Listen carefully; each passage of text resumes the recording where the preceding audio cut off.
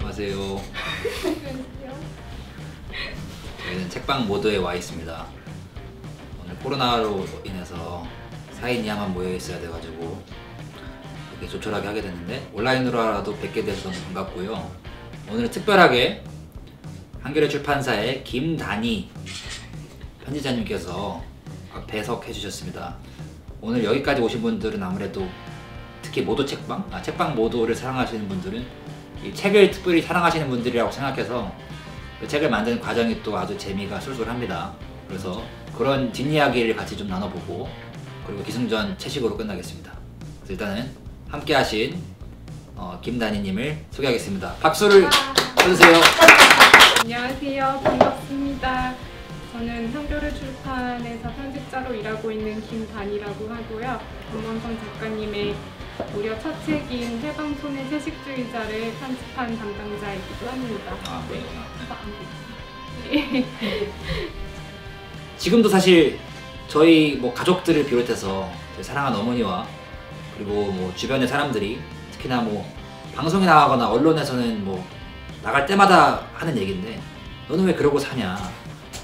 너는 도대체 왜 이러이러한 길을 걷다가 지금 로큰롤을 하고 망한 책방을 인수해서 살리겠다고 하고 비건 운동을 하고 왜 그러고 사냐? 이렇게 사실 물어보는 게 아니죠. 다그치는 거죠. 따지듯이 이렇게 하는 것들이 너무 많아서 거기에 대한 어떤 변명이자 거기에 대한 답으로서 이 책을 냈으면 좋겠다. 그리고 출판사에서 바라셨던 어떤 또 기획하면서의 희망은, 이게 어떻게 보면 조금이라도 한국 사회에서 비슷한 고민을 하고 있는 또래 친구들이나 어린 친구들한테 그래도 저렇게 사는 사람도 있는데 내가 좀 이렇게 하고 싶은 거 한다고 해서 큰일 아니겠지라고 할 수 있는 꿈과 희망, 용기를 같이 좀 줄 수 있으면 좋겠다고 해서 저도 그런 좀 책을 쓰려고 생각을 했는데 너무 어려운 거예요. 제가 무슨 아직 이제 갓 30인데 자서전을 쓸 것도 아니고 민망하잖아요. 학교 얘기를 꼭 또 써야 될 것 같고, 그래서 계속 미루고 있었던 것 같습니다. 막연히 미루는 동안 다른 책 계약들만 늘어나고 다른 출판사들에서 책 쓰자고 하니까 이것도 하고 싶고 저것도 하고 싶고 계약만 해놨어요. 근데 책은 하나도 안 쓰고, 그래서 이제 미루다가 도저히 안 된다. 올해가 가기 전에는 무조건 내야 된다. 제가 오죽하면은 정말 올해 정말 바빴거든요, 제가. 근데 오죽하면은 대표님한테 전화해서 너무 바쁜데 작가님이 원고를 주면은 너무 바쁘지만 기쁠 것 같다 라고 하면서 원고를 달라고 했었죠. 네. 그래도 원고가 잘 안 나와가지고 칼럼을 드리기 시작했어요. 칼럼 써는 게 많더라고. 제가 강원 도민일보 때부터 한겨레까지 칼럼은 어쨌든 매달 써야 되니까 꾸역꾸역 써놓은 게 많아가지고 그거를 대신 드리기 시작했죠. 달라는 원고는 안 주고. 네, 그래서 저를 편집자로서 시험하시는 줄 알았어요. 얘의 편집 능력이 어디까지인지 저에게 시험하시는 줄 알고 깜짝 놀랐습니다. 식당을 접고 그 다음에 공연도 못하고 이제 강연도 못하고 그런 상황이 생겨서 자의반 타의반으로 이제 풀무질에서 책을 쓰기 시작한 거죠. 그래서 그게 1부고 2, 3부는 사실 그간 썼던 온갖 칼럼들을 정말 저는 올해 무조건 내가 해야 된다니까 보냈거든요. 근데 단희님께서 거의 책을 새로 쓰듯이 그거를 조합을 해서 짜임새가 있게 만들어 주셨어요. 그래서 저는 진짜 이 책은 제가 한 반도 안 쓴 것 같고 단희님께서 반은 쓰신 것 같다는 생각이 들고, 특히나 이 해방촌의 채식주의자라는 제목, 이것도 단희님께서 지어주신 거거든요. 제가 알기로는 이 책을 쓸 때 작가님이 이 책을 워낙 자기개발 쪽에 방점을 두시다 보니까 더 쓰기를 힘들어 하셨어요. 근데 사실은 자기개발보다는 작가님 이야기 자체가 어떤 20, 30대 독자들한테 되게 공감이 될 거라고 생각을 했어요. 작가님 말처럼 이렇게 사는 사람도 있어 라는 걸 좀 보여주고 싶었고, 근데 그런 얘기를 했을 때 작가님이 일단은 키워드로 잡은 게 자유였어요. 네. 그래서 그때 이제 자유에 대해서 일단 그거를 키워드로 잡고 써보겠다고 하셨고, 1부는 자전적 얘기를 넣고 2부는 그동안 사회 비판적인 얘기를 했던 칼럼을 넣고 마지막 3부를 동물 해방을 넣자라고 했는데 작가님이 본인이 생각하는 자유의 마지막 자유는 동물 해방이라고 하셨어요. 그때 이제 그러면 어쨌든 자유의 끝은 그거 동물 해방? 정확히는 멸종 반란.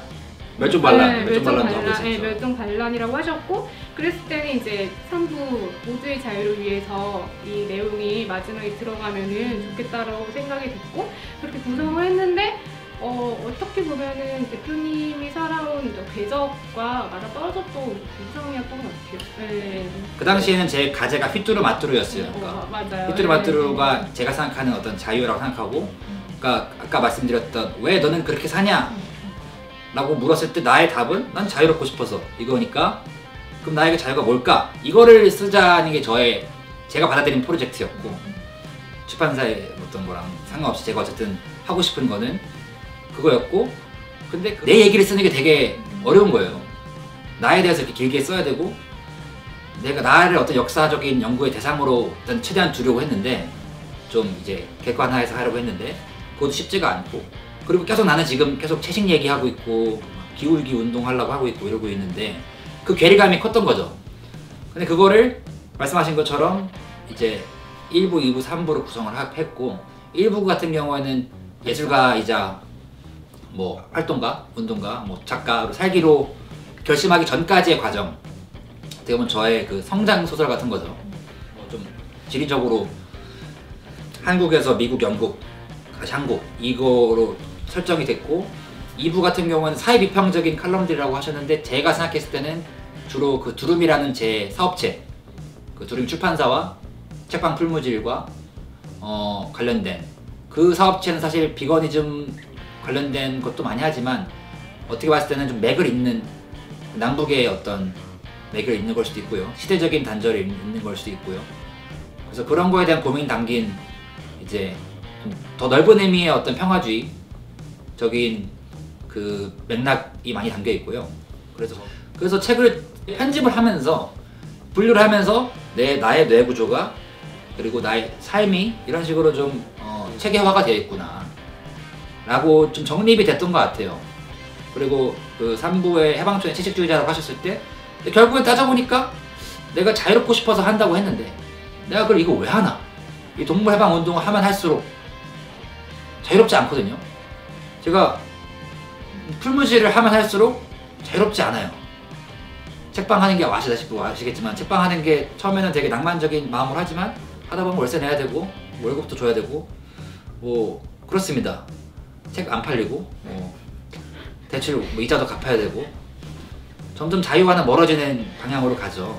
동물해방 운동, 뭐 멸종반란 운동 다 마찬가지입니다. 유치장에 앉아 있었는데 내가 여기서 왜 이러고 있지?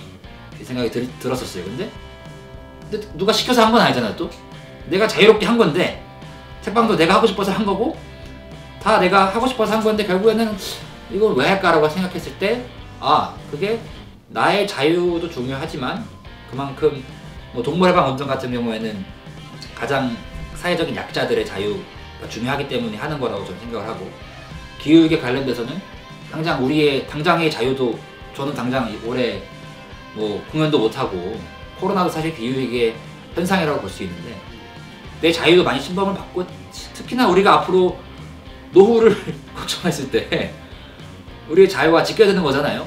결국에는 내가 지금 하고 있는 전혀 동떨어진 것 같은 이 다양한 활동들도 내가 자유롭고 싶다는 그 기본적인 욕망 제가 이제 로스쿨을 안 가기로 하고 한국에 남기로 결정했을 때 가졌던 그 기본적인 출발점에서 멀지 않구나 라고 좀 이렇게 딱 정리가 된 것 같아요. 그리고 나도 내가 정확히 뭐 하는 사람이지? 이런 좀 불안감도 있었고 혼란이 없지 않았는데 질풍노도의 시기죠.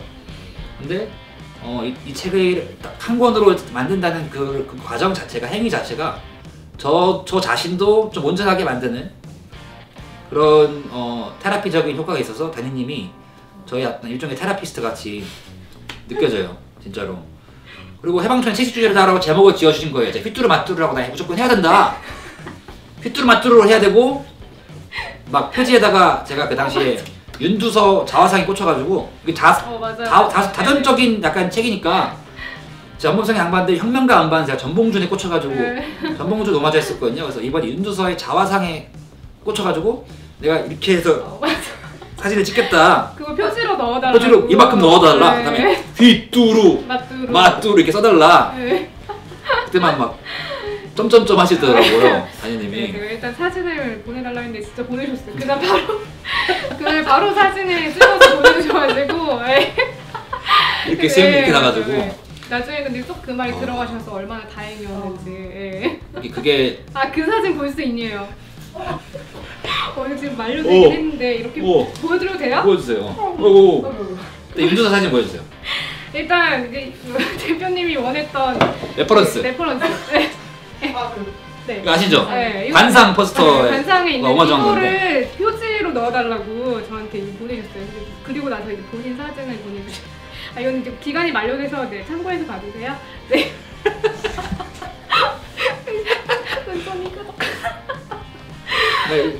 그 제출판사에서 냈으면 이렇게 나왔겠죠. 두루미 출판사에서 냈으면 이렇게 나왔을 텐데 편집자 역할이 이렇게 중요합니다. 근데 이 사진에 휘뚜루 마뚜루 나왔으면 정말 아무도 안 샀을 것 같아요. 그래서 이제 해방촌의 채식주의자를 이제 말씀드렸는데 되게 장걱정하셨잖아요. 해방촌에 계속 살아야 되냐고. 제가 해방촌에 내년에 안 살고 싶을 수도 있는데 해방촌의 채식주의자면은 진지하게 걱정하셔서 그래서 그렇지 않아도 된다. 이제 파리 택시 운전사 홍세아 선생님도 난 파리에 계신 줄 알았어요. 나 아직까지 파리에 계실 거라고 생각했어 당연히. 일산 사시거든요. 일산 사시나. 걱정 안 해도 된다고 제가 배신감 느껴가지고 얘기를 드렸죠. 해방촌이라는 공간 자체도 되게 좀 뭐라고 할까 독특하다고 해야 될까. 여러 다양한 사람들이 살고 있잖아요. 그런 그렇죠. 면에서 또 다양성을 되게 존중하시는 분이니까는 또 잘 어울릴 것 같아가지고. 처음에는 제가 해방촌의 채식주의자로 정의되는 게 좀 어색하고 맞아, 싫었어요. 막 내가 많은 걸 하고 있지만 채식주의자인 게 내가 뭘 먹냐가 이렇게 중요한가. 나라는 인간한테 내가 어디 살고 뭘 먹냐. 근데 이거를 제가 구글에다 그래서 검색을 했어. 해방촌의 채식주의자로 했는데 내가 나온 거야. 그래서 내가 부정할 수 없네요. 부정할 수 없어서 내가 어쩔 수 없다. 그래서 이제 구글은 신이죠. 신의 입장에서 봤을 때 해방촌의 채식주의자더라고요. 그래서 겸허히 받아들이기로 했습니다. 혜영이가 한국이 점점 변화되고 있다고 느끼시는 편인지 궁금해요. 비건이즘 관련해서요. 물론입니다. 적어도 동물해방 물결이 발족한 게 2017년 말이었는데요. 제가 그 당시에 군인이었어요. 그리고서 이제 제대를 하고 소식 창업하고 지난 한 1, 2년간은 정말 기하급수적으로 이게 버스 광고에서도 비건 보습제 광고하던데 방송에서도 그렇고 일단은 처음에는 너무나도 낯설었던 비건이나 비건이즘이라는 표현이 적어도 주류 언론에서 인식은 되고 있다는 것 자체가 엄청 큰 변화로 느껴지고 저한테 몇 가지 분기점처럼 느껴졌던 사건들이 군대 내 재직 선택권 보장, 물론 아직 갈 길이 멀지만 그게 보장됐다고 했을 때 제가 군대에 제대한 지가 이제 2년인데 군대에 있을 때까지만 해도 정말 상상도 하기 힘들었거든요. 근데 제대하고서 갑자기 그 재직 선택권 보장하는 운동 하자고 해가지고 막 여기저기 가서 인터뷰하고 했는데 엊그제 KBS에서 인터뷰했거든요. 지금 보장됐어요.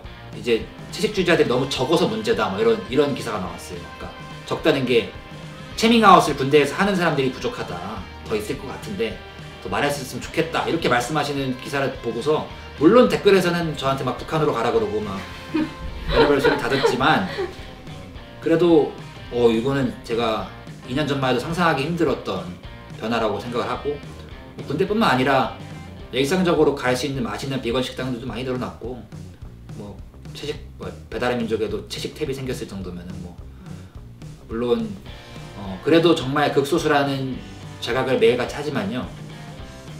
제가 목표로 하는 대한민국 한 비건 2%에서 3.5%를 만들기 위한 한 100만 명에서 175만 명 정도가 만들어지면은 비건 세상에 올 겁니다.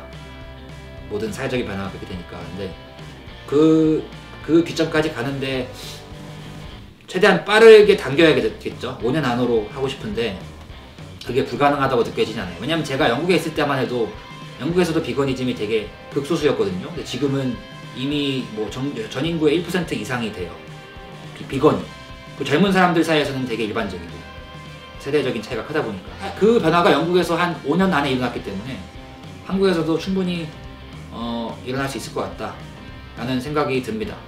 그래서 굉장히 저는 고무적이고 그래서 점점 계속 그쪽 일을 더 하게 되는 것 같아요. 내가 뭔가 했을 때 변화가 더 많이 보이니까 그래서 뭐 항상 아쉽지만 저는 아주 기쁩니다. 그러다가도 기후위기 생각하면은 깜깜하죠. 5년도 부족하니까. 그래서 뭐 고무적이다가도 지금 택도 없다 이런 생각하다가도 좀 그렇습니다. 서현님께서 5년 안에 될 것 같아요. 5년 안 될 것 같다가 5년 안에 될 것 같아요. 네, 감사합니다. 다행이네요.